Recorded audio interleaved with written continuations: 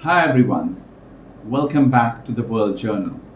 I am Sameer Arshad Khatlani. Today we're talking about something that could reshape Middle Eastern geopolitics, the Israeli airstrike in Qatar, the first of its kind, and how it threatens to unravel the much hyped Gulf Arab normalization under the Abraham Accords. This wasn't just one airstrike. It was about broken assumptions, shaken alliances, and the possibility that the new quote unquote Middle East promised in recent years may already be falling apart. Let's start with what happened. On September 9, 2025, Israel carried out an airstrike in Doha, Qatar's capital. The target, senior Hamas political leaders. The strike killed 6 people and destroyed a residential building, but the Hamas leaders apparently survived. This was historic and not in a good way. It was the first time Israel violated the sovereignty of a Gulf Cooperation Council state. Remember, the GCC includes Bahrain, Kuwait, Oman, Qatar, Saudi Arabia, and the UAE. These are US allies. Some of them had normalized relations with Israel under the Abraham Accords. What makes this event more striking is that Qatar has often played the role of mediator at Washington's request, whether hosting Taliban talks, facilitating hostage releases, or keeping channels open with Hamas. By bombing Doha, Israel essentially struck at a country that the US itself relies on to manage conflicts. By hitting Doha, Israel also shattered the assumption that Gulf monarchies were off limits. It showed that Israel is willing to carry out military actions even in the backyard of its so-called new Arab partners. The reaction across the Gulf was swift. Countries that had been cautiously warming up to Israel suddenly rallied behind Qatar. Leaders condemned the airstrike, with the UAE's influential Anwar Gash calling it treacherous. For Saudi Arabia, seen as the crown jewel of potential normalization, this was a wake-up call. Riyadh has been inching towards ties with Israel, but public anger over endless wars and Gaza's devastation has made it harder. Now, with Israel openly bombing a fellow Gulf capital, the Saudi leadership faces even more pressure to hold back. At the same time, this strike complicates the Gulf states' economic visions. Saudi Arabia's Vision 2030 and UAE's Vision 2031 rely on stability to attract investment. Escalation threatens the very diversification projects that leaders like Mohammed bin Salman and Mohammed bin Zayed have staked their futures on. To understand why this strike was so consequential, we need to step back. Gulf states have always had a complex relationship with Israel.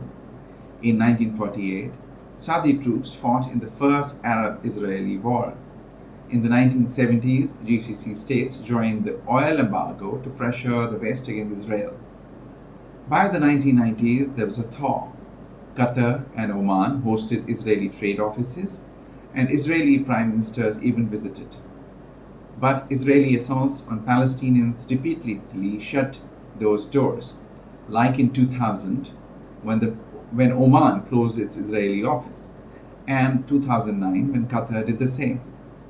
The UAE froze its outreach after Mossad assassins killed Hamas leader Mahmoud al-Mabhoub in Dubai in 2010 using fake passports.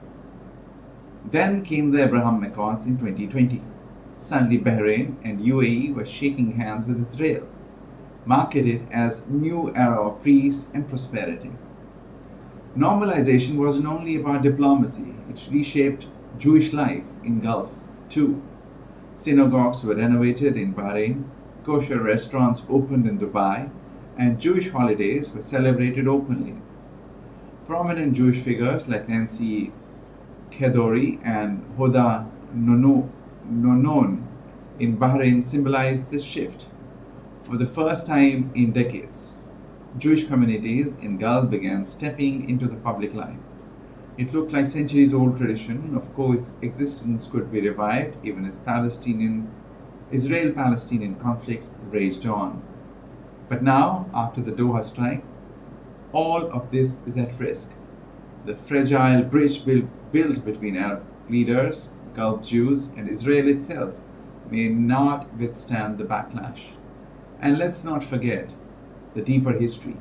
Jewish communities thrived for centuries in Arab lands, especially Iraq, where Jews lived for 2,500 years. They were judges, business leaders, and scholars. But after Israel's creation in 1948 and the violent displacement of Palestinians, Jews in Arab countries faced suspicion and pressure to leave. Historian Avi Shalem, himself an Iraqi Jew, argues that covert Zionist operations even staged bombings in Baghdad in the 1950s to accelerate Jewish immigration to Israel. So, the story of Arab-Jewish ties is not one of eternal conflict. It is a story of deeper coexistence, ruptured by politics and Zionism's push to move Jews into Israel at any cost. Which brings us back today. The Israeli strike in Qatar is not just another act of aggression, it's a turning point. It undermines the Abraham Accords, threatens Gulf security, and risks reopening wounds that normalization was supposed to heal. But history also reminds us Jews and Muslims once lived side by side, from Baghdad to Cairo to Fez, in relative peace for centuries. If we remember that, perhaps we can figure out a future beyond endless wars and broken accords. Thank you for watching The World Journal. If you found this analysis useful, please like, share, and subscribe. And let me know in the comments, do you think the Abraham Accords can survive this crisis, or we are witnessing their collapse?